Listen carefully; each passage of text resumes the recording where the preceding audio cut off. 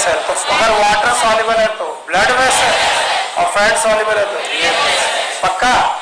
एक और चीज, हाँ बेटा, एक और चीज, अगर किसी फैटी एसिड का, बोलो क्या, फैटी एसिड में कार्बन का नंबर लेस देन 12 है, लेस देन 12, तो वो याद रखना स्मॉल चेन फैटी एसिड कहलाएगा, SCFA। What is SCFA? और ये वाटर सॉल्युबल होगा। कैसा होगा? वाटर। फॉर एग्जांपल CH3COH, क्या ख्याल है आपका? क्या ये एसिटिक एसिड है? क्या ये फैटी एसिड है? No sir. और क्या ये वाटर सॉल्युबल है? Yes sir. तो इसको लिम्फ में जाने की जरूरत। तो बताओ, अगर 12 कार्बन से कम कार्बन की चेन है तो वो सीधे ब्लड में जाएगा, उसे मिसल्स और काइलोमाइक्रॉन बनाने की जरूरत। तो याद रखना फैटी एसिड दो प्रकार के हैं, LCFA long chain fatty acid, SCFA। बताओ SCFA कहाँ जाएंगे? ब्लड। कहाँ पर? और LCFA कहाँ जाएंगे? मिसल्स। तो ये जो फैटी एसिड है दे आर स्मॉल चेन की लॉन्ग चेन? Long chain. मैंने क्यों पढ़ाया? क्योंकि तुम आकाश का टेस्ट दोगे, एलन का टेस्ट दोगे, तुम्हारा मन घबरा जाएगा, सर ने तो पढ़ाए नहीं। जितना छोटी चेन का फैटी एसिड वाटर सॉल्युबल उतना ज्यादा, और वाटर सॉल्युबल है तो काइलोमाइक्रॉन बनाने की जरूरत डायरेक्ट कहां पर? ब्लड। समझ में आया? What is LCFA? Long chain fatty acid. What is SCFA? और एल्काइल चेन जितनी लंबी होती जाएगी सॉल्युबिलिटी उतनी कम। पढ़े हो कि नहीं? और बेटा एल्काइल चेन जितनी छोटी होगी सॉल्युबिलिटी उतनी ज्यादा। किसमें? वाटर। केमिस्ट्री पढ़ रहे हो कि नहीं? पढ़ रहे हो?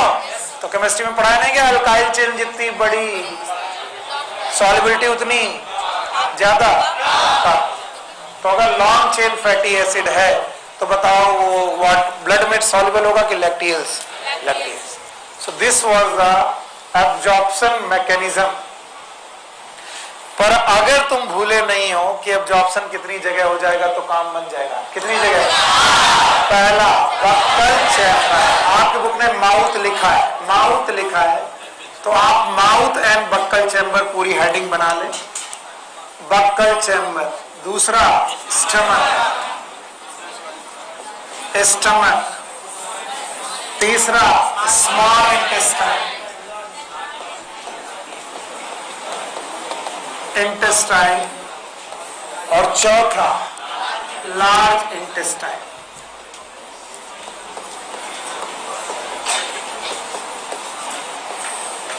तो भाई शायद 4 जगह पर मुख्य रूप से एब्जॉर्प्शन हो रहा है। मैंने 3, 2, 5 के बाद 4 पढ़ा दिया। 3, 5 वो डाइजेशन था, और ये क्या है? एब्जॉर्प्शन। कितनी जगह? 4। मैकेनिज्म वही है, या तो ब्लड में जाएगा या तो लिम्फ। सुनी नहीं रहे? या तो माउथ में क्या क्या होगा, बक्कल चैम्बर में क्या क्या डाइजेस्ट होगा, ध्यान से सुनिए। बक्कल चैम्बर में डाइजेस्ट होंगे सम सॉल्ट्स एंड ड्रग्स, मतलब मेडिसिन।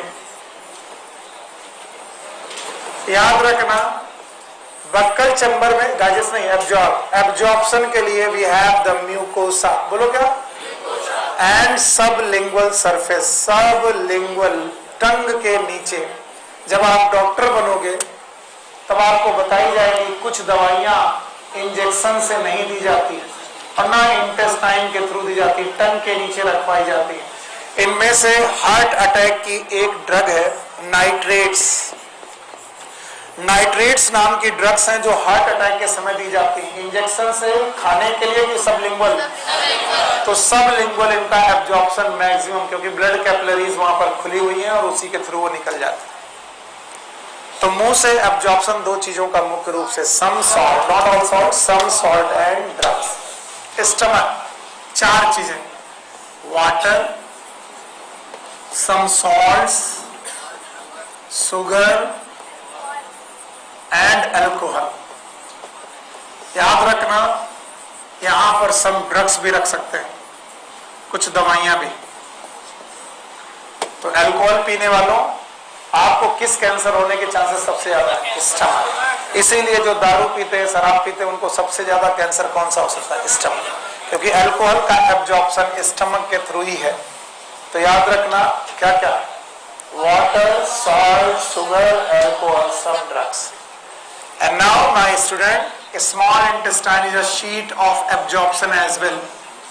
ये सीट ऑफ डाइजेशन भी थी और ये सीट ऑफ एब्जॉर्प्शन भी है, और ये सब कुछ एब्जॉर्ब करती, एवरीथिंग। मैं लिख रहा हूं तो मेरे साथ लिखोगे, अच्छा रहेगा, और बोलोगे तो और अच्छा रहेगा। Yes, glucose, fructose, galactose, carbohydrate पूरा यहां से डाइजेस्ट होगा। सारे अमीनो एसिड्स यहीं से एब्जॉर्ब हो गए। फैटी एसिड दोनों प्रकार के, चाहे ब्लड में जाओ चाहे लैक्टेज, ग्लिसरॉल, सारी vitamins and salts and water, और इट इज मैक्सिमम एब्जॉर्प्शन। कई लोग लार्ज इंटेस्टाइन लिखते हैं, मैं उन लोगों को सावधान कर रहा हूं। वाटर का maximum absorption is from small intestine and from jejunum. Jejunum से मैक्सिमम एब्जॉर्प्शन ऑफ वाटर हो जाता है। तो जिन लोगों को लगता है लार्ज इंटेस्टाइन से वाटर का मैक्सिमम एब्जॉर्प्शन है, वो सावधान हो जाए। लार्ज इंटेस्टाइन से वाटर का एब्जॉर्प्शन मैक्सिमम नहीं, पूरे खाने में जो वाटर का मैक्सिमम एब्जॉर्प्शन है वो जेजुनम से। Now the large intestine, some salts, some drugs and water. याद रखना हम गलती कहां कर बैठते हैं। लार्ज इंटेस्टाइन को ज्यादातर क्या करना आता है, वाटर एब्जॉर्ब। सुनो इधर, सुनो इधर, सुनो। एक आदमी को, एक बंदे को वाटर एब्जॉर्ब करना सबसे ज्यादा आता है। तो हमें ऐसा लगता है कि वाटर बहुत ज्यादा एब्जॉर्ब करता होगा, नहीं। इट इज लाइक एक बंदे को रसगुल्ले खाने ही पसंद है, इसका ये मतलब नहीं कि वो मैक्सिमम रसगुल्ले खाता है। एक बंदे को केवल रसगुल्ले खाने, कुछ भी दो रसगुल्ला खाता है, पर वो 4 रसगुल्ले में पेट भर लेता है। लेकिन एक आदमी है जो सब कुछ खाता है लेकिन 15 रसगुल्ले भी खाता है। अब बताओ उन दोनों में ज्यादा रसगुल्ले किसने खाए, जो केवल रसगुल्ले खाता है? जो सब कुछ खाता है तो वो रसगुल्ले भी ज्यादा खाता है। समझ गए? तो वही बात है, पानी यहां भी, लेकिन यहां सब कुछ ज्यादा एब्जॉर्ब होता है तो पानी भी ज्यादा। इनको केवल क्या करना था, पानी एब्जॉर्ब करना, along with salts and drugs. So these are the absorption in different part. चलो चिल्ला लो भाई, buccal chamber, salts and medicine, stomach, water, salt, sugar, alcohol, small intestine, सब कुछ। बस लिखने लायक क्या है, मैक्सिमम वाटर एब्जॉर्प्शन। और यहाँ 3 सॉल्ट, ड्रग्स। जो ये लिख रहे हैं वो मूर्ख है, वो लिख रहे हैं सब कुछ एब्जॉर्ब होगा। कहाँ? Intestine, small intestine. और स्मॉल इंटेस्टाइन में भी most of the time it is duodenum. बोलो नो, इट इज इलियम, ना तो जेजुनम। जेजुनम में क्या है, वाटर। वैसे सारा का सारा एब्जॉर्प्शन कहाँ, why it have the maximum surface area in the form of villi and microvilli. Villi and microvilli, villi and microvilli की वजह से वहां पर सरफेस एरिया मिनिमम की मैक्सिमम, और मैक्सिमम होने की वजह से एब्जॉर्प्शन भी मैक्सिमम। नहीं आया ना? आया तो चारों बता पाओगे? चलो बताओ। माउथ में सॉल्ट्स हैं, स्टमक में 4 चीजें हैं, बोलो। वाटर है और सॉल्ट है और अल्कोहल है और ड्रग्स भी है। स्मॉल इंटेस्टाइन में पानी भी सबसे ज्यादा है, लार्ज इंटेस्टाइन, स्मॉल इंटेस्टाइन। और स्मॉल इंटेस्टाइन में भी वैसे सब कुछ ज्यादा कहाँ, इलियम, क्योंकि वहां surface area. Last but not the least, large intestine. एक चीज की 3 चीज, तीनों के नाम याद है, बोलो। भाइयों बहनों, हमने पढ़ा ingestion, that is the number 1। हमने पढ़ा डाइजेशन, दैट इज नंबर 2।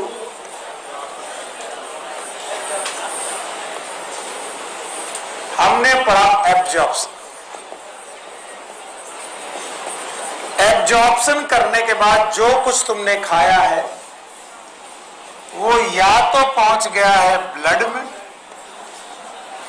या तो पहुंच गया है लिम्फ। बात करना बंद करो। आपने रोटी खाई, मुंह से oesophagus, stomach, duodenum, digest, glucose, blood. रोटी ब्लड में पहुंची। रोटी के फॉर्म में कि ग्लूकोज? चावल किस फॉर्म में? ग्लूकोज। दाल किस फॉर्म में? Amino acid. प्रोटीन के फॉर्म में ब्लड में पहुंच चुकी। और अगर आप लिम्फ में भी पहुंचे हो तो अल्टीमेटली आपको जाना कहां है? ब्लड। ब्लड की चीज तो ब्लड में रहती है, लिम्फ की चीज भी ब्लड में। तो कभी सोचो ये सब चीजें ब्लड क्यों पहुंचाएगी? क्योंकि ब्लड ही ऐसी चीज है जिसका एक्सेस हर सेल तक है। एवरी सेल, हर सेल तक ये पहुंच सकता है और हर सेल के अंदर ये फूड को पहुंचा सकता है।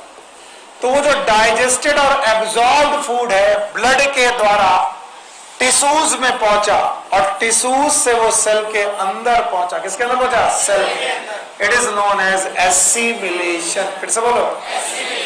और एसिमिलेशन के बाद क्या होगा? मेला थोड़ी ना लगाएगा। एसिमिलेशन के बाद होगा glycolysis, link reaction, Krebs cycle, ETS. बोलो फिर से। ग्लाइकोलिसिस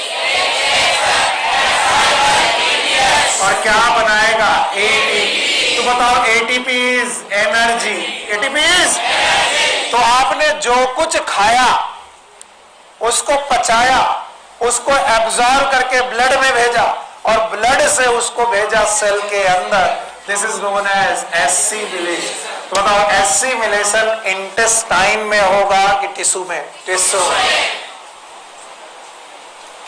चारों स्टेप। पहला इंजेशन, डाइजेशन, एब्जॉर्प्शन, एसिमिलेशन। इसके बावजूद कुछ ऐसी चीजें रहेंगी जो ना तो डाइजेस्ट होंगी ना तो एब्जॉर्ब होंगी। अब करें क्या उनका क्या करें? फेंक दें? बिल्कुल फेंकेंगे। बताओ ये क्या है? सीका। ये कंडीशन। क्या यहाँ इलियम थी? वॉल का नाम याद है? बोलो क्या नाम? Ileocaecal wall. देखो मेरे बच्चों, जो मैं पूछूं, मैं पढ़ा करके जो पूछता हूं वो बताना ही चाहिए। जैसे अनएब्जॉर्ब और अनडाइजेस्टेड मटेरियल और अनएब्जॉर्ब मटेरियल जो बेटा इंटेस्टाइन की दीवारों तक नहीं जा पाया, म्यूकोसा और ब्लड में नहीं जा पाया, वो इलियोसिकल वॉल से सीकम, कोलॉन और रेक्टम तक भेजा गया। इसका नाम रखा गया फीकल मैटर। बोलो क्या नाम? फीकल मैटर, या इसी को हम फीसेस बोलते हैं, इसी को हम पॉटी बोलते हैं। अब ये पॉटी रेक्टम में जाकर के, फीकल मैटर रेक्टम में जाकर के टेम्पररी स्टोर होगा। परमानेंट की टेम्पररी। और दिन में 2 बार या दिन में 3 बार या दिन में 1 बार या फिर 5 दिन में 1 बार। ये वो लोग हैं जो 5 दिन में 1 बार जाते हैं। कहां जाते हैं? खुद सोचे। आपका ब्रेन एक नर्वस सिस्टम के द्वारा, नर्व के द्वारा एक स्टिमुलस भेजेगा। हाथ जोड़ रहे, सुन लो। गंदगी बस जैसे बोलो तुम चालू हो जाओ। हम ही गलत आदमी। और इस स्टिमुलस का नाम है मास पेरिस्टाल्सिस। मास पेरिस्टाल्सिस। और इस मास पेरिस्टाल्सिस की वजह से एक वेव बनेगी। क्या बनेगी? वेव, जो आंत को बहुत तेजी से बेटा मूव कराएगी। और इस वेव की वजह से फीकल मैटर एनस के थ्रू बाहर निकलेगा।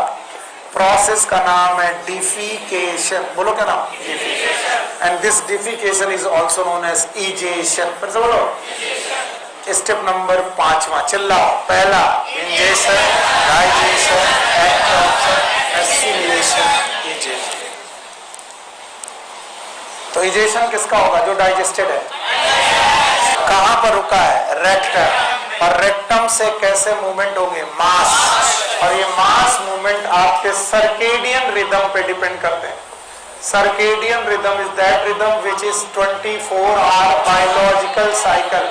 24 आवर बायोलॉजिकल साइकिल। किसी को अगर सुबह 7 बजे जाना है तो वो 7 बजे उन मोशन को मूव करे, महसूस करेगा। किसी किसी को दोपहर में 11 बजे जाना है, वो 11 बजे महसूस करेगा। पर डे ऑलमोस्ट उसी समय। और अगर ऐसा नहीं हो रहा है, इसका मतलब आपको स्ट्रेस है। क्या है? आप किसी तनाव में गुजर रहे हैं, आपको कब्ज हो गया। क्या हो गया? ये बीमारी है। याद रहेगा?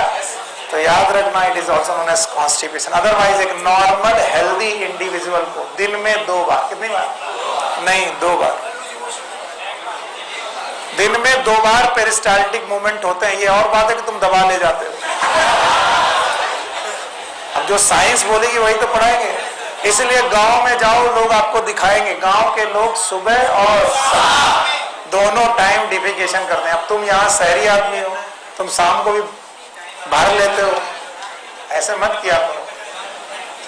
तो 2 बार जाना इज हेल्दी, 2 से ज्यादा बार जाना इज डायरिया, 2 बार से कम बार जाना इट इज कॉन्स्टिपेशन। ज्यादा गए तो, कम गए तो बाय बाय करो इन्हें। 5 स्टेप हो गए। बोलो, पहला ingestion, digestion, absorption, assimilation. Now the disorders of. देखो, जिसको जाना होगा, जिसकी भी क्लासेस 2 बजे है, वो अपना निकलेगा चुपचाप, बिना किसी को डिस्टर्ब किए। मैं बिना चैप्टर खत्म किए यहाँ छोड़ने वाला हूं। अगर तुम्हें दुनिया भर के बंदे की क्लासेस इंपॉर्टेंट लगती है और मेरी यूजलेस लगती है, तो बेटर आप छोड़ दो अभी। कभी कभी महीने में 1 बार ऐसा क्लास आता है। मैं नहीं चाहता कि चैप्टर कल तक चले। कल मैं नया चैप्टर शुरू करना चाहता हूं। और शाम को एंडोक्राइन सिस्टम पढ़ाऊंगा मैं। 6 से 8 आपको एंडोक्राइन सिस्टम पढ़ाना है मुझे। तो आप आज शाम को 6 बजे से 8 बजे के बीच में इनवाइटेड है फॉर द एंडोक्राइन सिस्टम। आपकी मर्जी, आप ना पढ़ें, हमें अपना कोर्स कंप्लीट करना है। ओके? और अभी मैं ये चैप्टर खत्म कर रहा हूं। So number 1 is disorder of digestive system.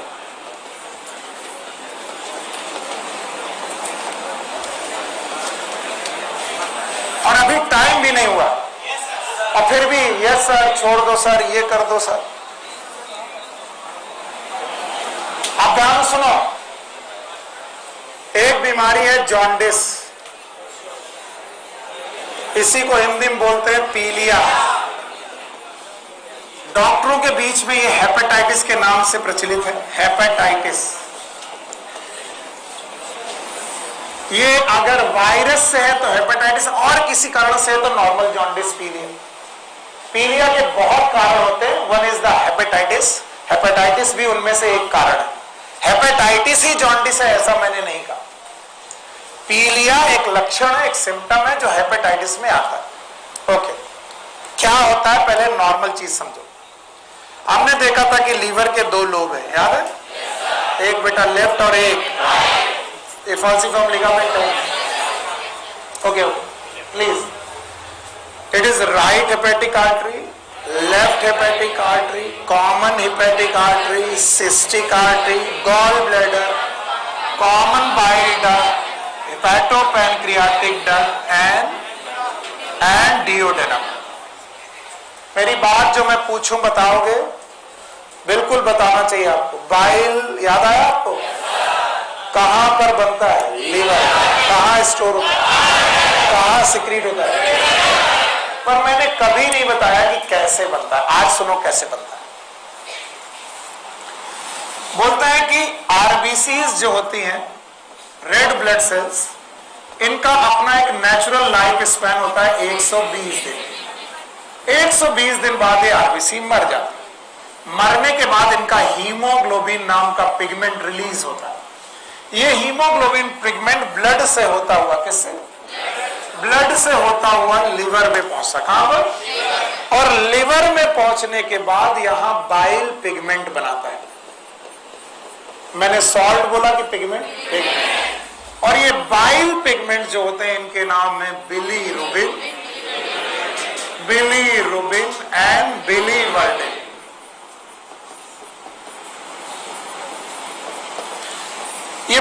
Bilirubin और बिलीवर्डिन नाम के पिगमेंट यहाँ पर एक जूस बनाते हैं, जूस का नाम है बाइल जूस। फिर से बोलो, बाइल जूस में 4 चीजें होती, मैंने पढ़ाया था। Bile salt, bile pigment, cholesterol, phosphate. ये बाइल निकलता है कॉमन हिपैटिक डक्ट से सिस्टिक डक्ट में, यहाँ स्टोर हो जाता है। स्टोर हो जाता है, बोल ध्यान है। गॉल ब्लैडर से बाइल निकलता है और जाता है डिओडेनम में। कहा? डिओडेनम में मिसल्स वगैरह बनाता है, डाइजेशन करता है, फिर लार्ज इंटेस्टाइन। कहा? और एनस से बाहर। याद रखना, इसीलिए कई बार लोग बाइल को एक्सक्रीटरी सब्सटेंस भी बोलते हैं। नहीं सुना मैंने? ये डाइजेशन में हेल्प करने के बावजूद भी एक्सक्रीट कर दिया जाता है। क्योंकि बाइल पिगमेंट का कलर ग्रीन येलो होता है। कैसा होता है? ग्रीन येलो या ग्रीनिश येलो या ग्रीन येलो। और इसी वजह से जब बाइल आपकी फीकल मैटर से बाहर आता है तो आपका फीसेस येलो कलर होता है, क्योंकि उसी के मॉडिफिकेशन से, बाइल पिगमेंट की मॉडिफिकेशन की वजह से ही ऐसा होता है। फीकल मैटर का येलो कलर कंडीशन स्टर्कोबिलिन के नाम से सब्सटेंस से होता है, जो बिलीरुबिन से ही बनता है। यानी जो बाइल पिगमेंट है वो एनएस के थ्रू, फीकल मैटर के थ्रू येलो निकल जाते हैं। It's a very good way. आपकी आरबीसी खराब हुई, खराब आरबीसी का पिगमेंट बनाया, पिगमेंट बना करके डाला कहां पर? इंटेस्टाइन, और इंटेस्टाइन और फीकल मैटर से खत्म। यानी कितना अच्छा मैकेनिज्म है भगवान ने बनाया। आरबीसी मरी, हीमोग्लोबिन टूटे, हीमोग्लोबिन से बिलीरुबिन, बिलीरुबिन और बाहर। ये बात और है कि इसी दौरान आपको बाइल ने फैट डाइजेशन किया। क्या किया? फैट। खैर हो गया। अब हुआ क्या कि कई बार यहां ऑब्स्ट्रक्शन अगर आ जाए, इन जगह पर ऑब्स्ट्रक्शन आ जाए, या लिवर खराब हो जाए, लिवर में इंफेक्शन हो जाए, तो जो हीमोग्लोबिन आ रहा है, क्या आ रहा है?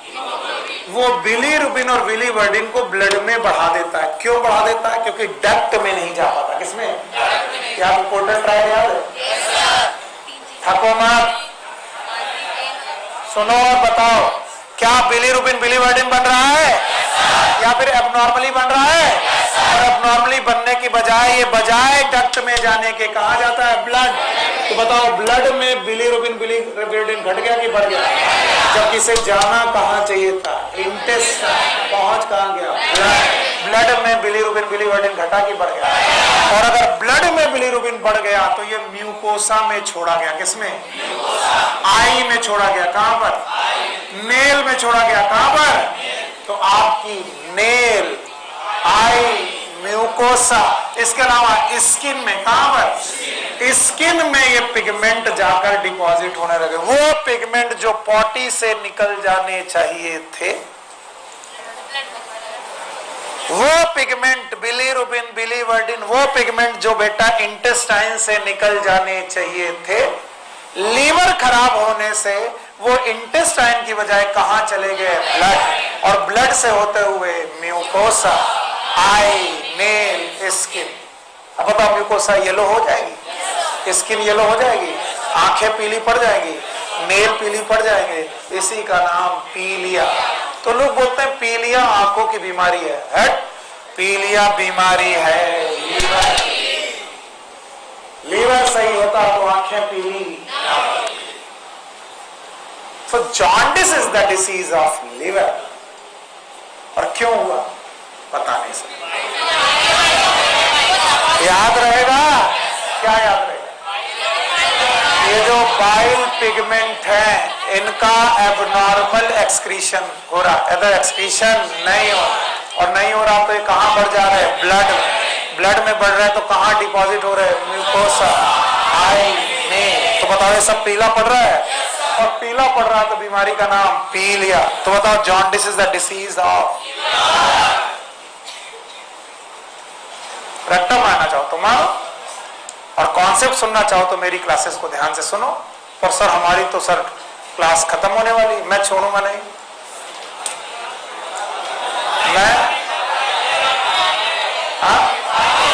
मैं छोड़ूंगा नहीं, आपको जाना है, जाइए।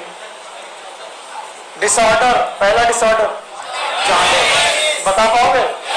जॉन्डिस में बाइल पिगमेंट की बाइल सॉल्ट कहां डिपॉजिट होते हैं? आई, नेल, मुकोसा स्किन, पीली पड़ गई, ये बीमारी स्किन की है। दूसरी बीमारी है वॉमिटिंग। देखो नाम ही बताता है उल्टी, जो सीधी ना जा सके उसी का नाम उल्टी। मजाक नहीं है, ये अपने आप में सही जवाब है। बोलते जो तुमने खाया माउथ से उसको जाना चाहिए ईसोफेगस, स्टमक, डियोडेनम, लार्ज इंटेस्टाइन और एनस से निकल जाना चाहिए। एनस से निकल जाना, इट इज सीधा निकलना। कैसा निकलना? सीधा।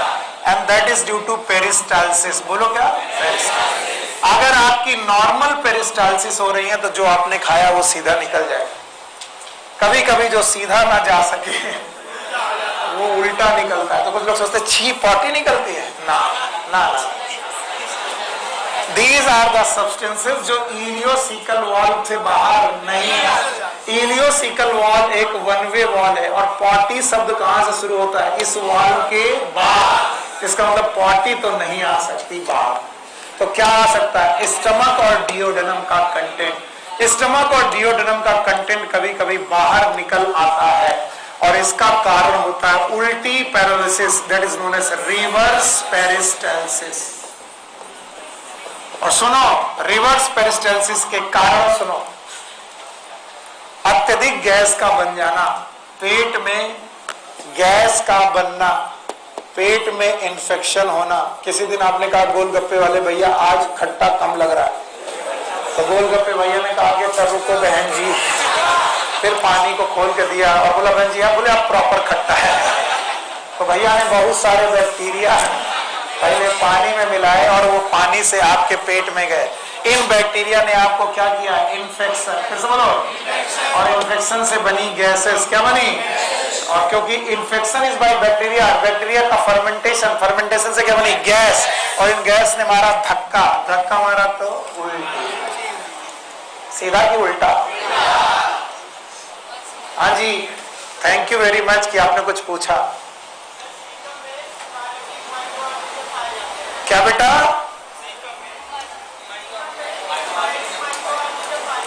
हाँ, वो दे आर कॉमेंसलिज्म। सुना ना? What is commensalism? इधर आओ, इधर आओ। There is one relation known as commensal parasite, commensalism. What is that relation is known as? नहीं, दो लोग साथ में रहें, कितने लोग? एक को कोई फायदा और नुकसान और दूसरे को। तो there are so many bacteria present in our cecum. They digest cellulose for us. किस क्या? क्योंकि सेलुलोज डाइजेस्ट करने का एंजाइम हमारे पास नहीं है। तो अगर हमारे पास कोई घास फूस चला गया है तो या तो वो घास फूस के रूप में ही बाहर आता है, तुमने पालक ज्यादा खाई उस दिन हरा हरा बाहर, और अगर थोड़ा बहुत पच भी गया है तो हमने पचाया कि बैक्टीरिया ने? बैक्टीरिया। तो वो कहाँ रहते हैं? Caeca. These are the cellulase bacteria. उसमें क्या? These are known as methanogen. ये पढ़ाया था तुमको। काहे हमारे गोबर गैस का नाम गोबर गैस है? इधर आओ। पाया था गोबर गैस इज नोन एज गोबर गैस? पता नहीं सर, चिल्लाओ, सब लोग चिल्लाएंगे। मिथेनोजन याद है? किस साइड में रहते हैं? एरोबिक के एनारोबिक? मिथेन गैस पैदा करते हैं, बदबू आती है। मिथेनोजन। और बताओ, और पढ़ के आओ, फिर पूछना। These bacteria are methanogen, which are the cellulose digesting bacteria. और कुछ उसका मन नहीं मान रहा, ये कुछ और पढ़ के आया है और जो ये पढ़ के आया वही वो आंसर चाहता है और मैं वो आंसर उसको दे नहीं रहा, इस वजह से दुखी है। Just because he want to test my knowledge, और चूंकि मैं अपने नॉलेज में ऐप्ट हूं जितना मुझे बताना चाहिए था, उसका मन कर रहा है इनको गलत कैसे साबित करें। ना कर पाओगे क्योंकि हम अपने बराबर का नॉलेज लेके चलते हैं और बहुत पहले पढ़ाया था। हाँ,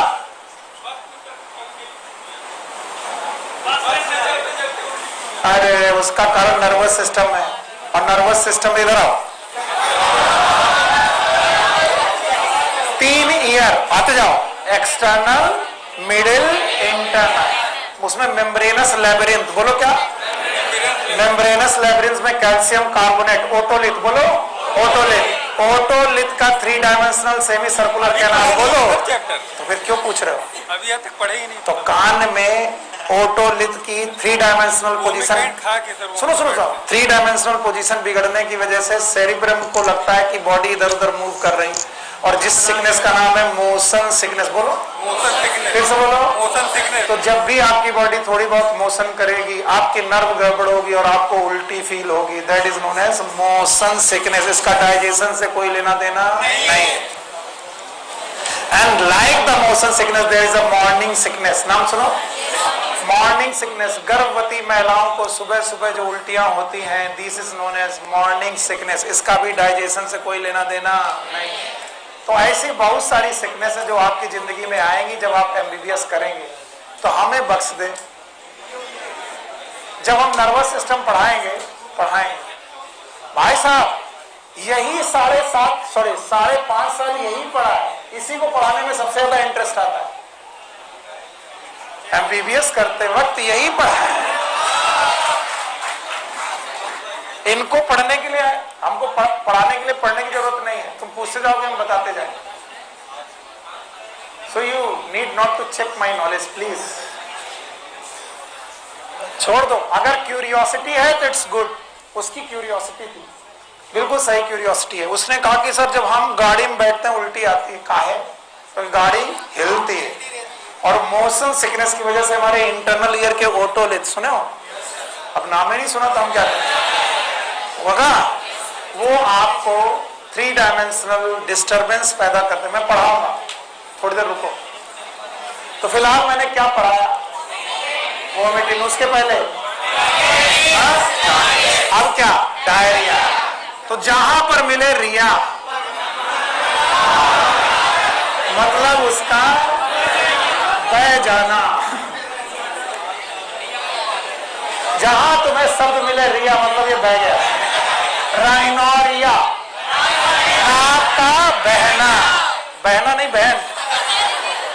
नहीं बोले एक बहना मतलब बहन, नहीं वो बहन नहीं, बहना मतलब टू फ्लो। तो बहन, बहना नहीं। नाक का बहना, राइनोरिया। गोनेड का बहना, गोनेड से वाइट डिस्चार्ज, गोनोरिया, सुने हो? और इंटेस्टाइन का बह जाना, डायरिया। जहां जहां रिया, वहां तो डायरिया इट इज अ चुप रहो, fluidity of the faecal matter. Faecal matter की फ्लूइडिटी हो जाना, और साथ में abnormal frequency.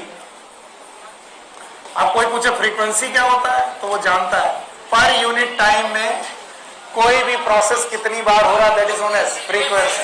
And the per unit time is 1 day. एक दिन में ज्यादा से ज्यादा कितनी बार? 2 बार, और 2 बार से ज्यादा। लेकिन प्रोवाइडेड वो कैसा होना चाहिए, गीला गीला, सूखा सूखा। तो गीला गीला अगर आ रहा है, देखो कितना गंदा बोलते हैं सुनील सर। बट बेटा जिंदगी में यही आएगा। आप पूछोगे साहब पोटी आ रही, तो आपको पूछना पड़ेगा कैसी।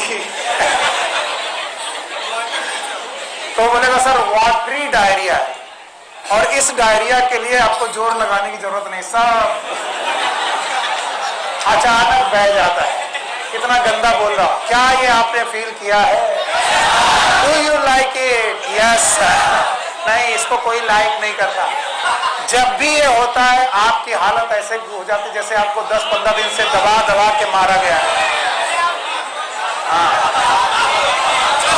मेरे को लाइफ में कई बार हो चुकी है। अगर तुम्हें नहीं हुई तो तुम्हें कब जाए।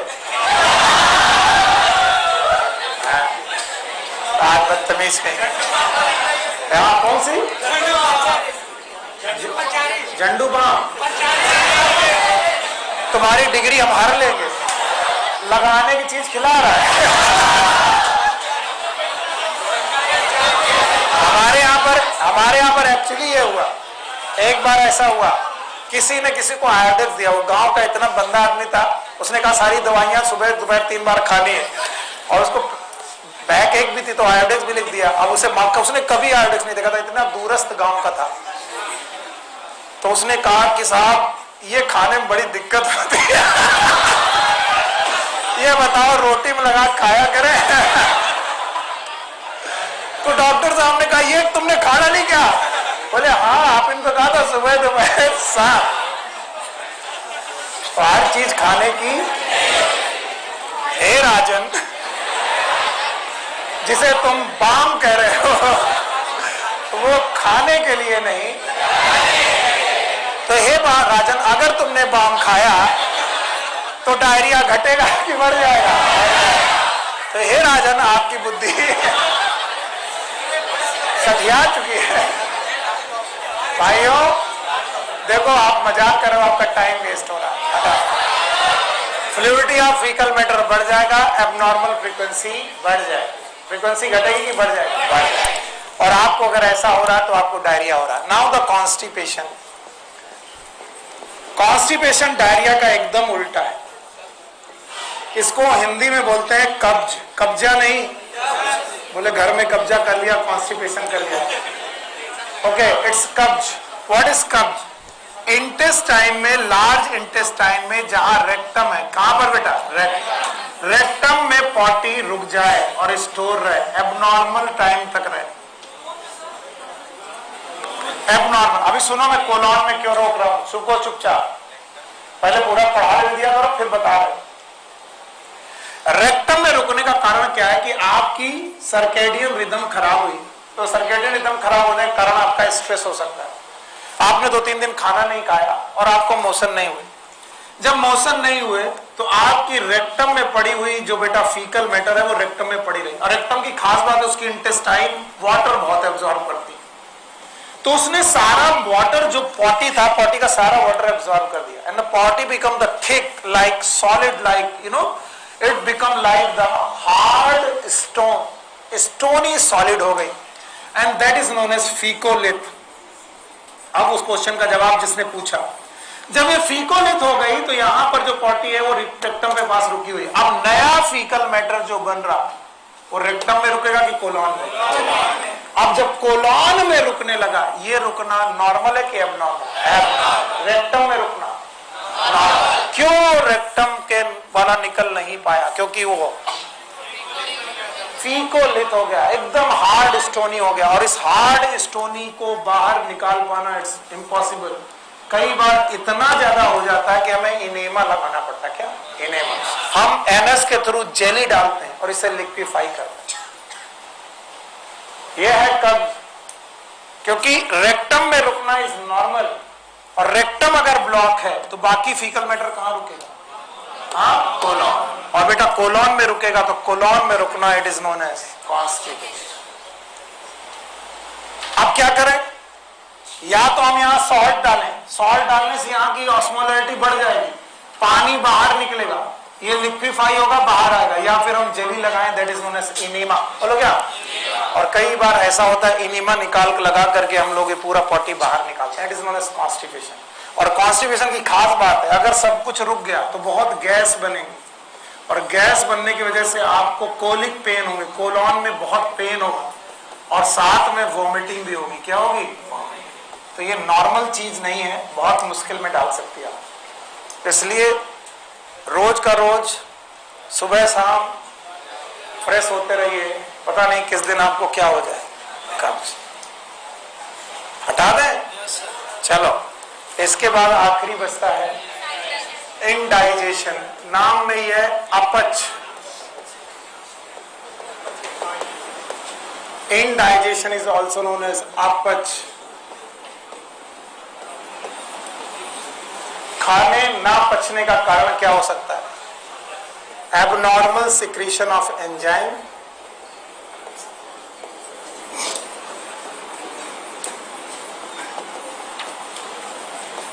एंजाइम का कम सिक्रीट होना, स्पाइसी फूड, ज्यादा मसालेदार खाना, एंजाइटी एंड स्ट्रेस, ज्यादा स्ट्रेस में रहना, फूड पॉइजनिंग,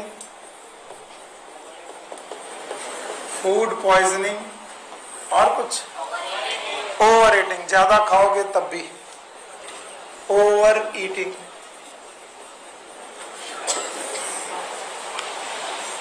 आपने ज्यादा खाया, एंजाइम सही से नहीं निकले तो आपको अपच हो जाएगी, खाना पचेगा नहीं। दैट इज नोन एज अपच, इनडाइजेशन और इंडिजेशन। अच्छा सही से बताओ, कितने लोगों को 2 बजे क्लास करनी है? करनी है? जाओ, take care, good luck, bye bye.